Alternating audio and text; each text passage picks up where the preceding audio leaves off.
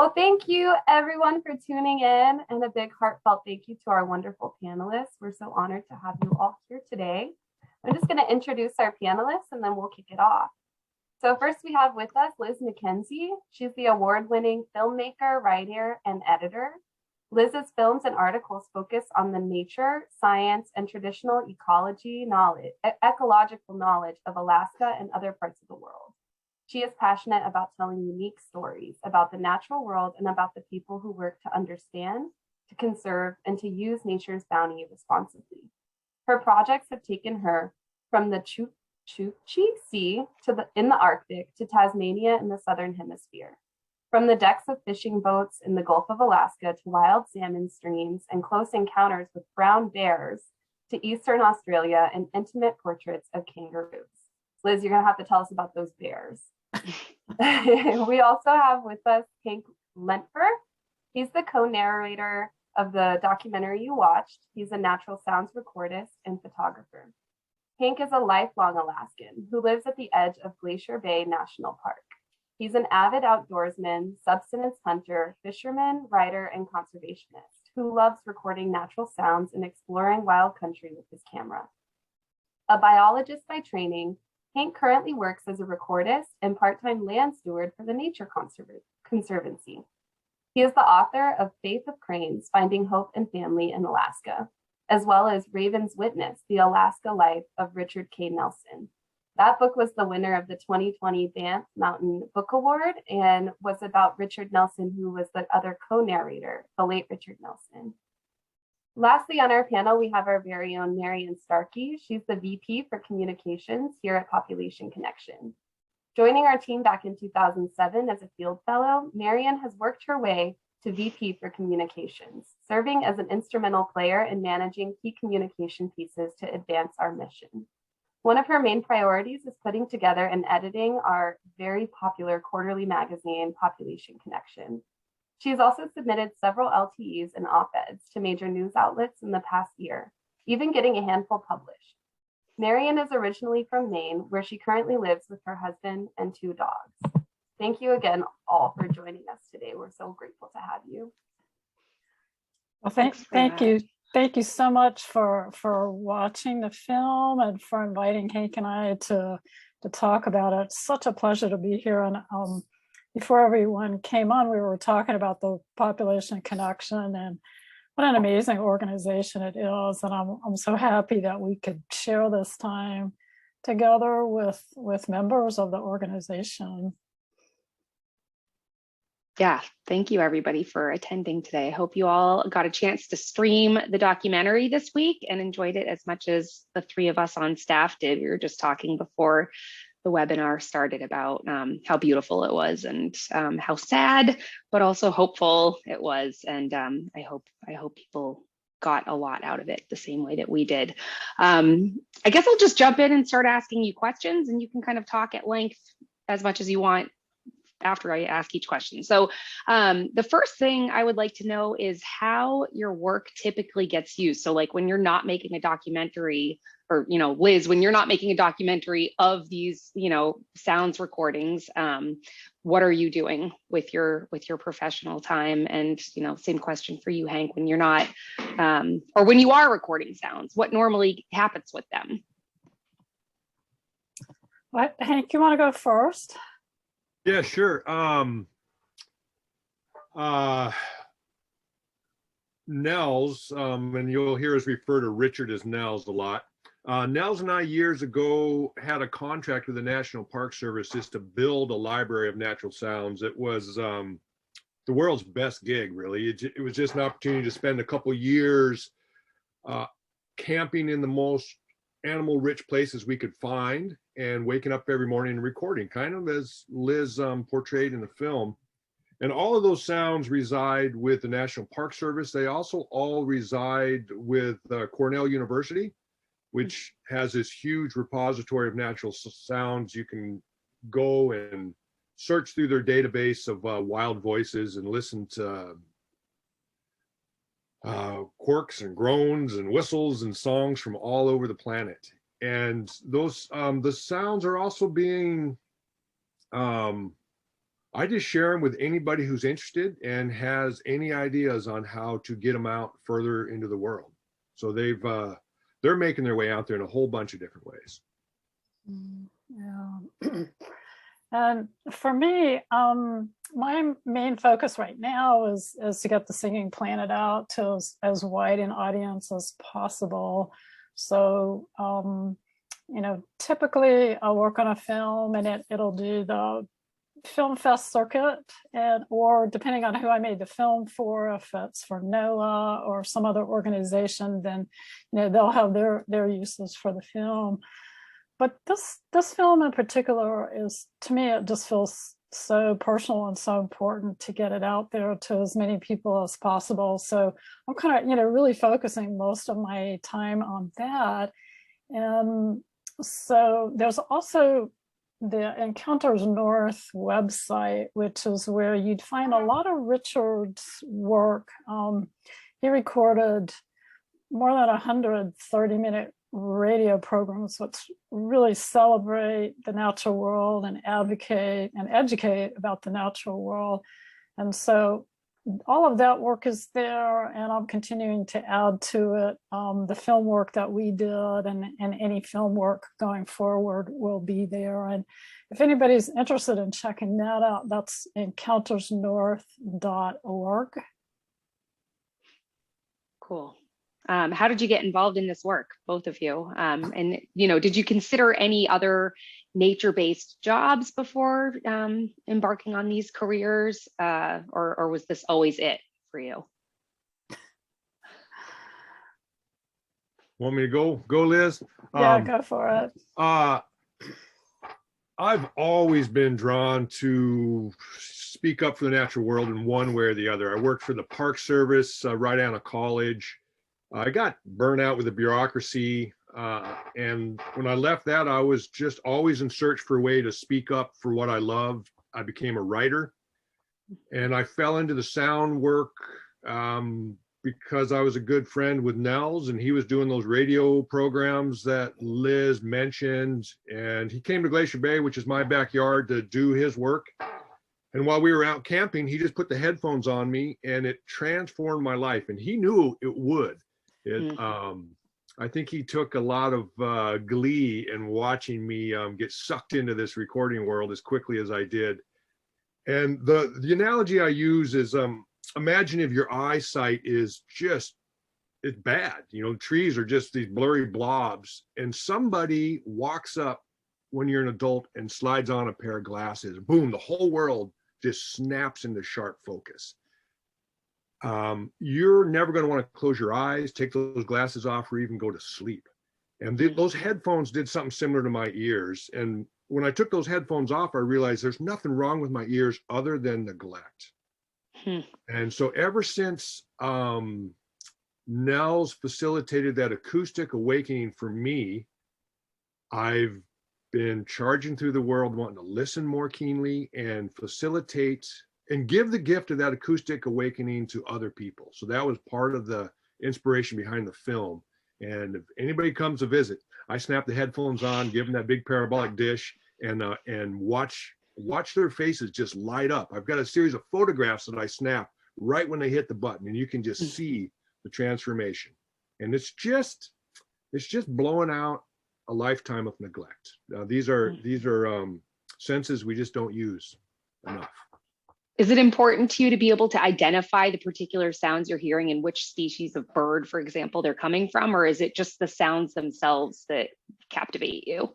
It's really both. I don't think you have to, be able to identify all the birds. It's more just an appreciation of the beauty and the diversity. I do enjoy being able to identify them, and it's changed the way I ride a bike, that I can just ride through town and realize there's a Savannah sparrow, there's a Wilson warbler, and I don't have to see them. I can just zip by and I know who they are. So it expanded my sense of community, and I really can't emphasize enough how much it has enriched something as simple as a bike ride. And one thing you'll never see me do is go through the world with earbuds in, listening to something other than the music that's in the place. That's actually a question I was going to ask later, is how do you feel about the recording of other things that aren't from the natural world? Do you like music? Do you listen to music, or would you rather listen to bird songs? Well, I love music. I play music. It's one of, music nights around a campfire is a great joy for me. But man, when I'm not around that fire, I'm not listening to the music, except the music of place. Yeah, I would agree with that. And for my start, I also was always into the natural world in one way or another. And I have an undergraduate degree in forestry, and I was a park ranger for a while. But I've also always been a writer, and I wanted to teach. So I went back to school and got a master's in creative writing, and I taught for quite a while. And that's what actually brought me to Alaska, was a teaching job with the University of Alaska. But pretty early on, when I moved to Alaska, I met Nels, and eventually we started doing some little videos together. And I realized that that's really where my heart was, that I wanted to be doing whatever I could to, celebrate, educate, advocate for the natural world. And so about 10 years ago, I took this leap. I was a tenured professor and everything, but it wasn't where my heart was anymore, although I love teaching and my students. But so I just kind of took a leap and have been doing filmmaking full time since then. And I remember when, Nels and I'd be out for a walk somewhere, and I noticed his eyes would kind of glaze over when I was talking. I thought, he's not paying attention to me. And he was hearing something, a bird, a raven, a sparrow, something, and he was just really tuned into that. And after making this film and spending, so many hours out in the field and really focusing on sound, but also all the time editing, really focusing on sound, it's really changed me in that same way. I can't walk with friends, they'll be talking and I'll hear a bird singing, and I just have to stop and say, "Oh, listen to that," and I feel the same way about earbuds. To me, I love music too, but there's just something so exquisite about hearing birds or any other natural sound. It could be wind in the trees, waterfall, all the natural sounds. Yeah, I guess it's telling that all of the white noise sounds are those types of sounds: waterfalls, rain falling, leaves rustling in a jungle. That's what relaxes people. So that makes total sense. For sure. Have you noticed changes to the environment? Oh, Hank, I don't know how long you've lived in Alaska, or if you're from Alaska, but have you noticed changes in the environment over the course of your lifetime due to human activities? Or is it pretty well protected? Yes. I fortunately live in a very wild place with a very low human population. I mean, my hometown's got 400 people in it, and it's surrounded by the biggest piece of contiguous protected land on the planet. Wow. It's huge. It just goes from a 17 million acre national forest to a 3 million acre national park, which borders Canadian parks. And so it's pushing 40 million contiguous protected acres. But protecting huge swaths of land is not enough for birds that leave these wild areas and go elsewhere. So I have, right in my own meadow, just in the 15 years I've been recording, noticed a decrease in the dawn chorus. So I can go out, and every species that I expect to hear is still there. So we've not lost species, but I go out and I think, man, it is just not as raucous. Just the sheer number of individuals is not there anymore. And I have to go back and listen to earlier recordings to make sure I'm just not making that up. And I can go back to a 15-year-old recording and go, yep, it was a louder place. And of course, that's a very sombering realization that these little teeny creatures are navigating such a rapidly changing, treacherous world. Which can be kind of a helpless feeling because, you know, as I know, one of the points in the documentary in terms of protecting nature for the future, for the present and for the future, is, you know, making sure that protected lands stay protected.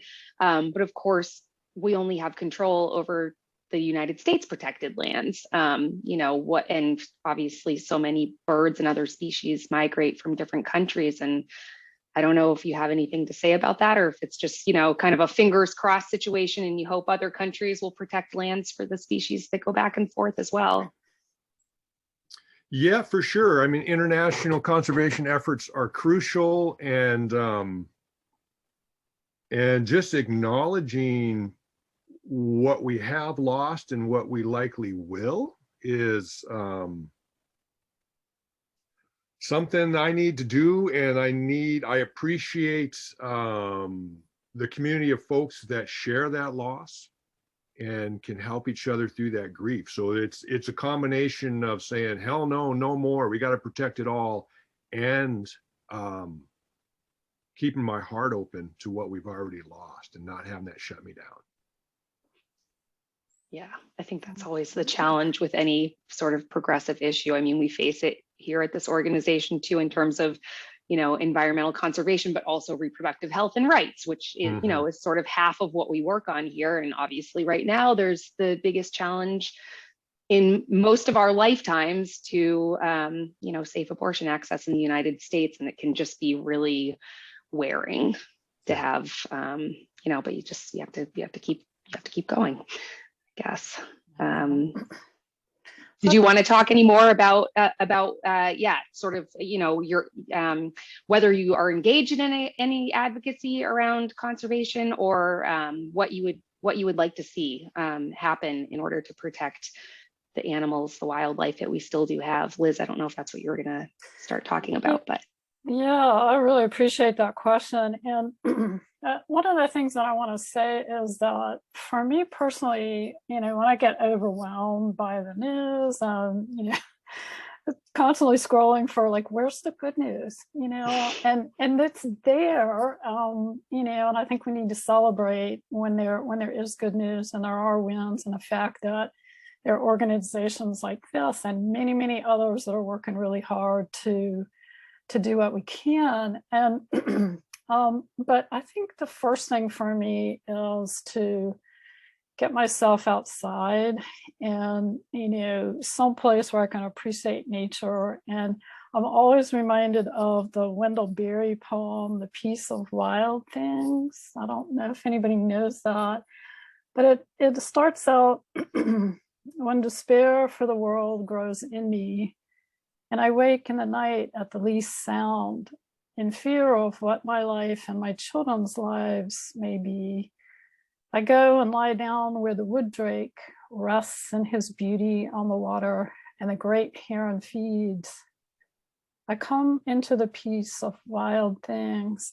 And he goes on, and I imagine him, it's not just what he sees, but it's what he hears, you know, the sound of the water lapping on the edge of the pond, and the ducks babbling to each other.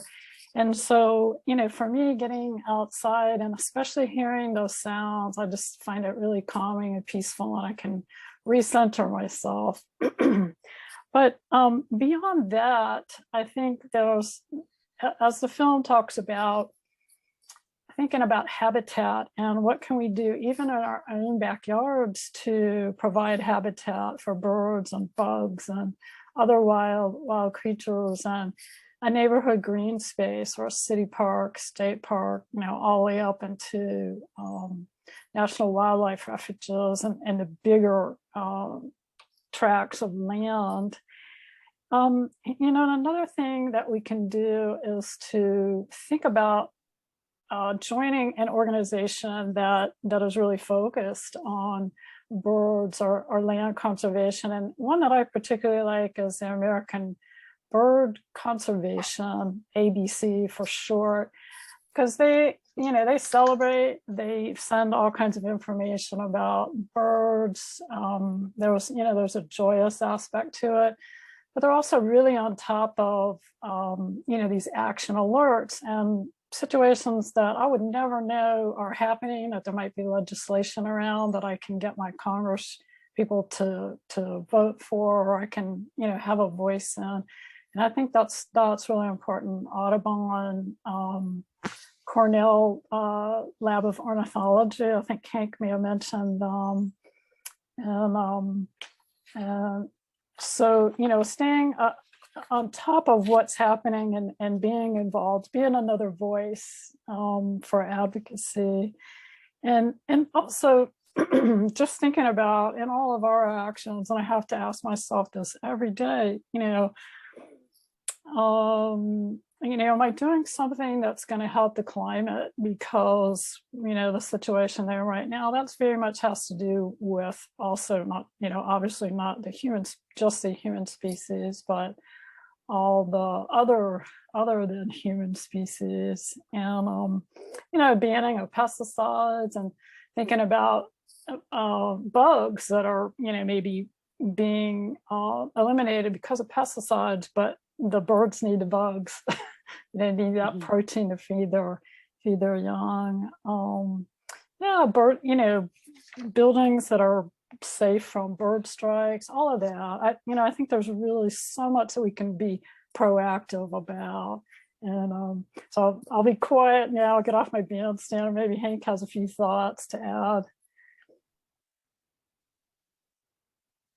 No, Well, I'll throw in another. What do you think about outdoor domesticated cats? I have to ask. I have a neighborhood full of them and it drives me bananas. And yesterday I was staring out my office window as a cat that I love, my next door neighbor's cat, was stalking a bird in the arborvitae in the backyard. And I could tell that it was about to catch it. It was really still and it leaped up and, tried to catch it. And thankfully the bird flew away, but I, like the crazy person in my neighborhood, yelled out my window to the little kids, "Hey, your cat's trying to kill a bird, call, chase her off," or whatever. And I'm that person now. But do you have thoughts about people having outdoor cats? I'm that person too. And I have cats, so usually the really well-fed cats that you see.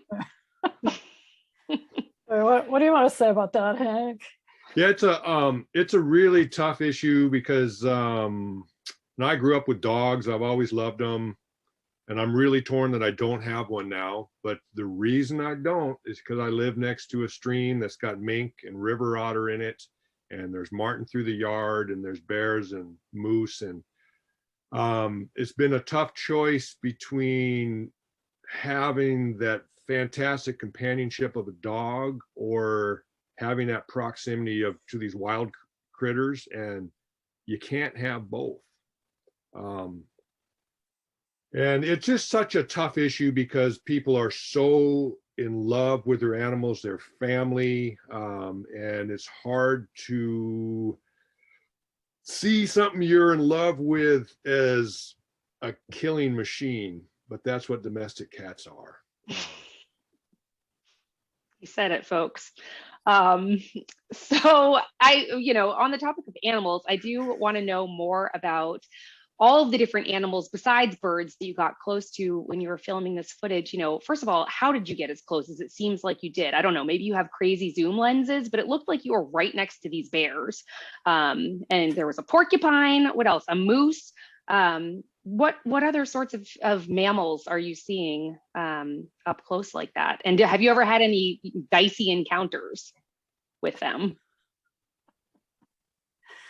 Well, should we talk about the bears, Hank? Or yes. So the two bears that you see together, they were sibling bears, and we were in the boat when we first saw them, and so we didn't want to come up too close to them. We didn't want to scare them off, and so Hank put one of these plastic milk crates in the water, and I stood on that with my tripod in the water, so I had a stable base to film them, and that was fine. And then the bears went off into the trees, and we got out and we were walking along the stream and looking at the salmon carcasses, kind of half-eaten carcasses that the bears had left. And then the bears came back and they let us stay there. We were really close. There was just this really shallow little stream between us and the bears. And I have a little bit of a zoom lens, but it's not like what you typically see. The, wildlife photographers have really big ones. So we were really close, and the bears just let us stay with them for the longest time. It was an amazing experience. But they were aware that we were there all the time. And they were kind of, jostling with each other, and you see a little bit of that in the film. And then at one point, one of the bears, I don't know why, but just did this, what they call a false charge. So he was actually charging, and then he stopped. But like for me, looking through the camera lens, it was almost like the bear was about an inch away from the lens, and Hank and Nels kind of went, whoa, bear, put their hands up, so the bear knew, and kind of went on his way. But it was a good thing that the camera was on a tripod, because my hands were shaking for probably a good half hour after that. Yeah. The fact that you didn't get hurt makes that an incredible story. And I think the bears were really, their focus was really on the fish. And I don't think they were looking for any kind of, altercation, but, that just was just that little false charge. So, So I think that's about the diciest for on that particular filming. Hank may have some other stories. Living here and spending all this time out camping, you get to be around bears and bump into them a bunch. There's lots of fantastic stories we could share. I've got some good friends coming here at the end of the month, and we're going to go out and camp for 2 weeks and record, and we're going to the most bear rich places I know about, just because it's so amazing to be around them. Do you accept tourists? The people that are coming are folks that have they've dedicated their life to the climate fight, and they need a break. And I can think of no higher use than these remaining scraps of wild country than to take the warriors that have dedicated their life and have them rejuvenated by this wild country. And it's a pretty good gig for me to feel like I'm doing my part for climate work simply by taking the real workers out camping. That's awesome. Okay, well, I feel like I've dominated enough of the session now. I should give other people an opportunity to speak. And we do have somebody with their hand raised. And let me just see if I just click allow to talk, will Roseanne be able to? Okay, Roseanne, I think you can go. Okay. Oh, can you hear me? Yes. Mm-hmm. Okay, you can't see me, and that's fine because I don't look great today. I actually asked the question twice, but this question is for Hank. I live on the opposite end of the United States from where you are. I live on Cape Cod. I've been here for over 20 years. It's an absolutely beautiful place. If y'all have never been here, please come visit. And I just want to know if Hank, you and the late Nels and Liz have done any filming sound work on the Cape, and if not, why not? Answer is no. I've not been to the Cape. I've read about it. I know it's a spectacular place. I am a homebody. This lifetime is far too short to explore adequately the ground I can get to within a day's boat ride of my house. So I'm pretty focused in this incarnation to try and get to know my home ground. So I used to travel quite a bit. I don't much anymore. There are people recording everywhere. So this whole recording of natural sounds is kind of exploded. So I'm certain there are people recording in the Cape, and that you could access and find those recordings or buy a recorder yourself and start adding to that library. Yeah, well, we have a wonderful organization called the Association for the Preservation of Cape Cod, and I can certainly contact folks I know there, because if anybody is doing it, I think they probably are, as well as the local conservation trust organizations. So sorry, we won't see you on the Cape, but I will do some exploring. Thank you. Yeah. Thanks for your question. I see that we do have a bunch of questions in the chat. I guess I'll give people a couple of seconds if they want to raise their hands to ask it out loud. And if nobody does, then I can start reading these questions out loud. Anybody? Okay, I'll start from the top. What have we got? Okay, lots of compliments. Got the Cape Cod question. Okay.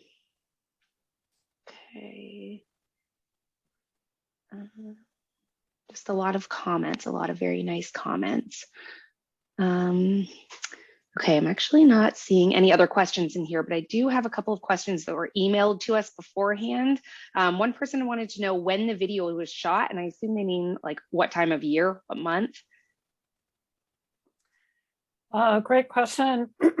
Well, the filming for The Singing Planet happened over a couple of years, and most of the filming was in the spring when the songbirds, when the birds are singing, when they're nesting and they're finding a mate and they're declaring their territory to the other males. So most of the bird shots were shot in the spring. The bears were later because the salmon come later. And I think, Hank, was that August that we were doing the bears? Yeah. So mostly spring and late summer for, the summers are fairly short in Alaska. And so the pink salmon are the first to come up, and those are usually August. That we also see them in Sitka, where I live in Southeast Alaska. There is a question, I missed it in the Q&A box, and this is actually something that I wondered too. The question is, I wondered about the choice to include music in the background of The Singing Planet instead of just using the music of place. Could you talk about that choice? Thanks. Oh, that's a great question. Hank and I kind of, had some lively discussions about this along the way. And my feeling about it was that the music in some ways kind of adds to the emotional impact of the film. And that for me, I really wanted that to sort of play into with the natural sounds. And I think for me, that's sort of the only reason to use music in a film like this, is to enhance perhaps a sense of wonder or, a sense of beauty. And there's a part where I think for me, it's like the most emotional part of the film, where Hank and Nels are talking about losing some of these voices. And I remember when I was asking them the questions when we were doing our interviews for the narration of the film, I was crying when I was asking the question, and those guys, Hank and Nels, they were close to tears on that. And so there was a kind of a little bit of an interlude where it's dark. There actually isn't any sound. We start hearing the birds singing, and then a little bit of music throughout that whole section. And I felt that for me anyway, at that point, I just needed a little rest, and I wanted to give everyone a chance to just kind of rest in the music at that point after this, pretty emotional part of the film. So, I just got chills as you were talking about that. Yeah, there was a moment in the film where each Hank and Nels both kind of choked up for a minute, and I just started the waterworks for me. It's it's sad what we've done to the environment.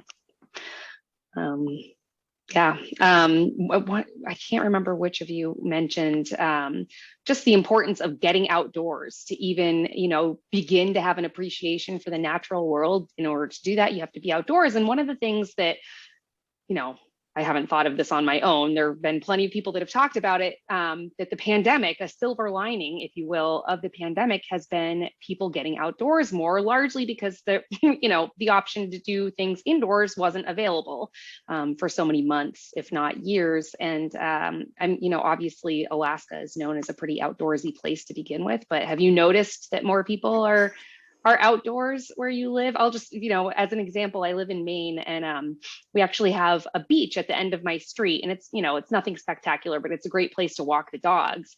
And we're usually, my husband and I are usually the only people on the beach, and we walk for about 2 miles in either direction, and we hardly ever see anybody. And during, I would say, the first year of the pandemic, every time we walked down there were people all over the place who we'd never seen, who probably live on the coast and can walk to the beach anytime they want, and just didn't, because they were busy doing other things. And now that that was all taken away from them, they were like, oh, I guess we'll go, be outside for a little while. And I don't know, have you witnessed that where you live too? Yeah, I have. Just yesterday, I was trying to buy my wife a new pair of Nordic skis, and there's been a multi-year run on Nordic skis. They're hard to get, which is fantastic that there's that many Americans that are looking for a way to get outside, get exercise. And I did ski yesterday. Our snow's melting, but still here. And I was listening to Juncos sing while I was skiing. And it's one of my favorite things to combine my love of skiing with my love of birds. And the fact that I couldn't buy another set of skis just made me think, okay, that's an experience that's happening for a bunch of other people right now too. And it's great. Right. It's a good problem. Yeah. Yeah. Heaven, I think you had some questions that you wanted to ask. Is that correct? Yeah. Do you want to jump in? Some topics too. Yeah, sure. Thank you. First, I wanted to circle back to bird songs. I'm wondering if y'all have any resources for learning to identify bird songs. There's a great app, iBird, and one of the great feature of that app are all they have natural history notes. They've got photographs, but they also have recordings, and they've got a number of recordings from different places. So if you're listening to a hermit thrush, it sounds so, I mean, I can identify a hermit thrush or a Swainson's thrush right here at home, but I go into the interior of Alaska and I hear a Swainson's thrush. It's like, what the hell is that? It's so just like people from Alabama sound different than people from Washington, birds have their own dialects, and you've got to learn to distinguish them. So the fact that you can pull up an app like that and have all those sounds at your fingertip and find one from the region where you are is great.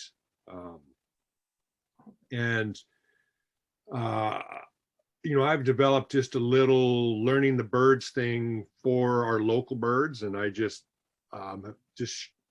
build the little audio thing to share with friends. And I'm sure those things exist for different regions. And it can be daunting because there's so many birds, but what I encourage people to do that want to learn their birds is to start early, because they come on one at a time. Like here, our residents sing first, our juncos and our song sparrows that didn't migrate. They're singing now, no migrants here, nobody else is singing. So if you know 2 birds, you know every singer on the beach right now here. And there'll be 25 birds here a month from now. But just give yourself, don't get overwhelmed by that whole chorus. Learn as you move into spring. Great advice. Thank you. I think that the other thing you could say about starting early too is in a film, starting early in the day, because there'll be some birds will start first, and then another bird will come in, another bird. So that's another way to learn. And I was going to add that, there are Audubon chapters all over the country, and they will have bird walks where you can go out with someone who really knows birds and can identify the birds singing for you in your area, which is great. The very first time that I did something like that with a birding expert who came to do a little workshop where I live, and we had binoculars, and he could hear the bird, he knew what it was, and I looked up, and it was the first time that I actually saw a bird, their beak opening and closing as they were singing, and which is a pretty special thing to see. But then you get to identify the birds in your own area with an expert, and learn more about birds in your local area too. Oh, thank you. That's great. I love plant walks. I haven't yet been on a bird walk, so another topic I wanted to bring up was something that came from Nels, and it was this idea of awareness being a two-way street with the natural world. And he mentioned that the Koyukon people from northern Alaska, they believe that everything is full of awareness. And even you, Hank, you mentioned that, you had spent some part of your life kind of sleeping through the sound, and you were making your first cup of coffee. I think you said 3 hours after that chorus had begun, and you were overlooking the beauty there. Like many of us can relate to, I'm sure. But I'm curious about the other direction. So there's the human awareness, but I'm curious if you've obviously both of you have spent so much time in nature. I'm curious about the awareness that you've seen from the other direction. Like as you're walking through the natural world and you see that a tree is aware that you're there, or a bird is aware that you're there. Can you talk to us a little bit about what that awareness looks like? Because I think therein might lie some opportunities to inspire conservation. That was such a great question. I really love that you asked that. For me, I just, for some reason, I think for the day I was born, I was just aware of, for me, all species have a right to be here and, have an importance and an awareness. But it wasn't until I moved to Alaska and met Nels and learned about indigenous people's perspective that just affirmed what I had felt all along. But as a filmmaker, what I've noticed when I've been out filming is that over and over again, I'll be in situations where it feels like I'm getting something that I shouldn't be getting, and so you try to know what the likely places are that you're going to see a particular animal or plant or whatever. And Hank and Nels were really so good at this when we were in Glacier Bay. They knew the likely places where we might see a particular bird or bears or whatever. So there's that kind of knowledge. And that takes a lot of patience too. So that's a part of it. But I also think there's something else that goes on that maybe has to do with your intention when you're there, that I think the animals are aware of. And I felt like those bears were an example of that. I filmed salmon in a pool that never existed the year before. I've never seen it again. But these salmon were spawning and doing all kinds of stuff right in front of the camera, that I just felt like I shouldn't have gotten that, or there was something else going on there. And that for me is, there's some kind of communication going on there that, it's just an awareness, I think, on both of our parts.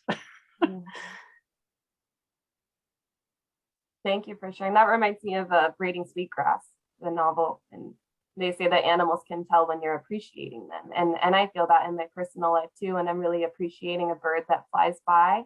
This might sound crazy, but sometimes I feel like they turn around and they come back so I can appreciate them a second time. And I'm like, well, thank you. I am appreciating you.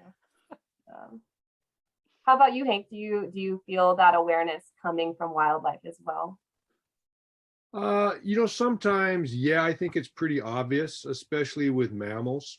Liz mentioned those bears, and we were set up on the water's edge, and those bears took maybe 20 minutes to just meander down the beach. And from the moment they came out of the woods, they knew we were there. And that whole seemingly casual, nonchalant winding down the beach was all about getting down to check us out. And when they got close, one of them did this little bluff charge thing. And so there was some curiosity on their part. There was some communications like, yeah, you can stay there, but don't come up on the beach. It's not yours. So it's obvious when you learn to read a little bit of body language, especially from a big critter like that. It's harder for me with birds and much harder with plants. That it's from my worldview, from my education, from the stories told to me by parents and neighbors, I'm intrigued by the Koyukon worldview. It's not one I slip into with any confidence. But I have, just by paying attention, learned to not only identify what a robin song is, but what that robin song is compared to the one that's over there. And when this robin comes back and sings in the spring, I know its voice enough to know that is the same individual that's made it through another year. And becoming that familiar with an individual, I have no idea what that means for that robin, that I've taken the time to pay attention to his song, but it makes all the difference to me.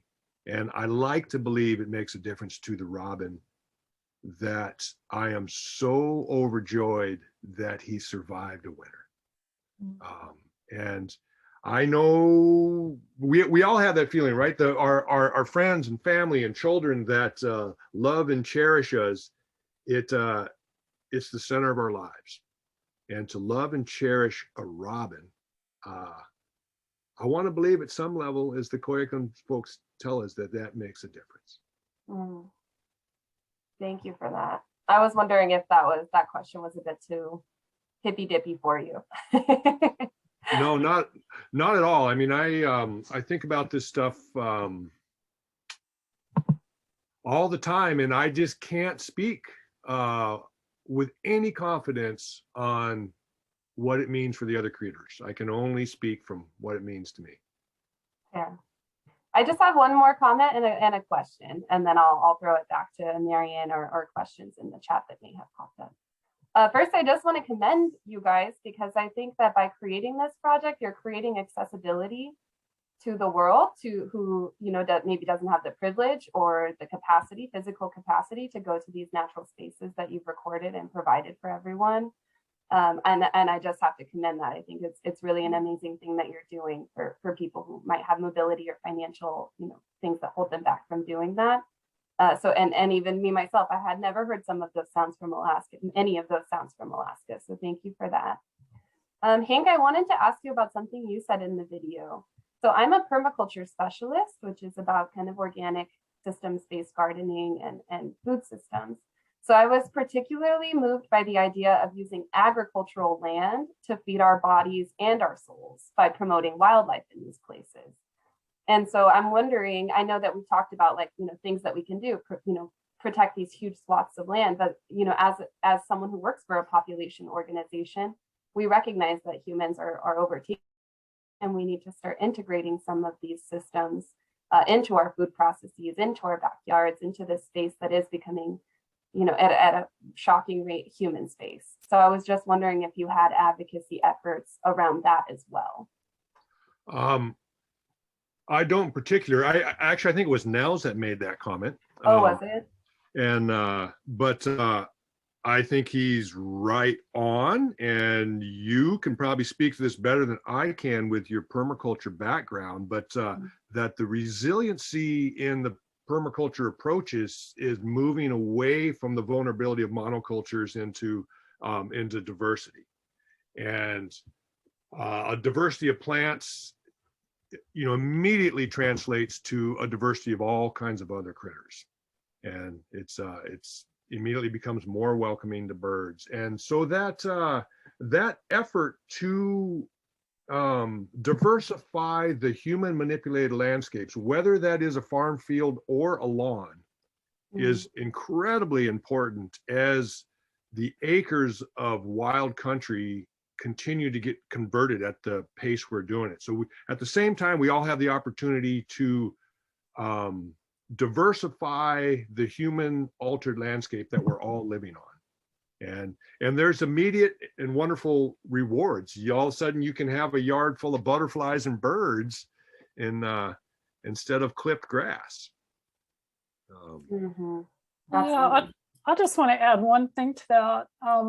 I was at another film festival, and the little group that the Singing Planet played with, there was a film called Gardening in the Garden State, and it was a little documentary about this couple who had moved from New York City to New Jersey, kind of suburby area, and they bought some property that wasn't zoned in a way that they had to have a lawn. And over about a 5-year period, they converted a fairly large lawn into this just oasis of native plants. And even within the first year, they had monarch butterflies coming and all sorts of other critters. And year after year, more bugs and bees and birds and all kinds of wonderful critters coming, in their small little habitat that they had transformed. And that's not agricultural land, but it is land that would otherwise just be, somebody out there every Saturday with their lawnmower that now has been turned into this beautiful little habitat for wild critters. That's beautiful. Yeah, I think diversifying the space that we take up is a great idea. I think Marian is gonna address or ask some questions in the chat. Does that sound all right? Well, we have had somebody, Hannah, who's actually on our staff, has had her hand raised for quite a while. I didn't see it at first, so I'm gonna enable Hannah to talk. Hope you're ready, Hannah. There you go. Yeah, can you hear me? Yes. Great. Well, I just wanted to say thank you so much for this amazing film. It was a true joy to watch and to listen to. And I really appreciate the emphasis on sound and listening and hearing as a modality for expansion and healing. I think that within our society, there's so much attention, especially recently, paid to the visual and what things look like. But I think much deeper are the noises and the sounds that connect us with nature and living things. So just wanted to say thank you for that. And then my question was sort of a little bit broader, I guess, in scope. I'm just curious about the capacity for us as a society and like a global community to really implement the understandings, the ideologies, and the connections that Indigenous cultures like the one you showcase kind of embody. I view our connections with nature as being really fundamental to transformation and to saving this planet, right? But I also recognize that it's in stark contrast to the way that we look at things now and to our understanding of animals, right? Our society basically says that animals are unintelligent and not capable of connection. So yeah, I was just wondering, I guess, like what you think the way forward is there, and if you think that things are maybe getting better in the more sort of local, sort of regional context, or worse, or what you think. Thanks, Hannah. Yeah, Hannah, listening to that question, my head immediately went to the recent Supreme Court confirmation, which is, of course, a great cause of celebration, where the highest court in the land just moved a little bit closer to actually being representative of our demographics. And we have a long way to go for that to be truly representative. But imagine we're there in 50 years, and the gender balance and the ethnic background of both the Supreme Court and the Senate are actually reflects who we are as a people. What's absent from that diversity? Those are all still human voices. It's still a human echo chamber in the Senate chamber and in the Supreme Court building. So that's where I think listening and recognizing that in our work to hear from all voices present, we have to move beyond the human, and that's the big picture. That's the big ideal. That's a big thrust behind the recording work, is how can we get these voices back into human community. And our current society is the only society that's made our most important decisions, like the Supreme Court, in the absence of non-human voices. Anywhere else, 500 years ago, people coming together in council to answer a very tough and important decision for their community would be embedded in the greater than human voices. So listening is a great way to pull in the indigenous perspective that we are part of a larger than human community. That's the second time I got chills on this panel. Thank you for that. We've got a couple more questions in the Q&A box. One, how important was Nels, an anthropologist, how important was his contribution to the film? Oh, well, that's a great question. I would say his contribution was immeasurable. I think his spirit infuses really every second of that film. Had so many important points that he makes in the film, and really he was the one who started this whole idea of recording natural sounds and natural parks, and got Hank turned on to that, and then invited me into this whole thing. And yeah, I would just say this film wouldn't be what it is without Nels. And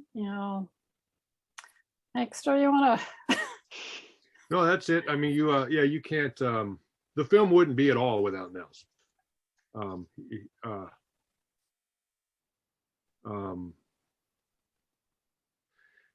Yeah, Richard Nelson was a giant ear with legs. He went through his entire life listening.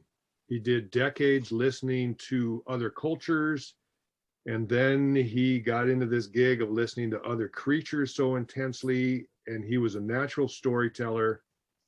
So if you think of the lineage of all those voices pouring into one man, who happens to also be a storyteller, it's a lineage of storytelling that's pretty unique in crossing cultures and species barriers, and it's a lineage of storytelling that's essential in moving forward, that we acknowledge, celebrate, and spread the diversity of such storytelling. That's beautiful. Well, I think this is kind of the perfect question to end the session on. And the question is the film available to buy? How do people watch it now that their week of free passes is over? Oh, thank you for asking that question. Well, we're kind of working on that, available to buy. We don't really have that piece in place yet. But I will say that if you enjoyed the film and maybe you're thinking of someone else you'd like to, tell them about the film and maybe they'd like to watch it, we will be having periodic screenings, and the same idea where it's an online screening that you can get a ticket to and watch. And the place to find out about those is the website for the film, which is thewildchorus.org, THEWILDCHORUS.org, thewildchorus.org. And so we'll be listing those there. And also film festivals that are upcoming. And I think we're going to have another virtual screening here really quickly. We're just waiting for one particular film festival to finish so we don't, steal from their audience, so to speak. So, yeah. And also, when we get it figured out about possible sales of the film, then that information would also be on thewildchorus.org as well. Wonderful. Thank you. Well, we're right at 3:01, so I want to respect people's time and wrap up. But this was wonderful. The whole week, the whole experience, the film, the conversation. We appreciate you both so much, and thanks for giving us your time. I know our members and attendees appreciated it as well. Thanks for everything you do. Thank you so much for having us, and thank you to all your members for all that they do and for watching the film. Yeah, thank you. It's thanks for listening. That's what it's all about. So we'll get out there and do more of that. Take the headphones off once in a while. It's on my to-do list. All right. Same. Okay. Thank you so much. Thank you everyone for joining us today. We appreciate it.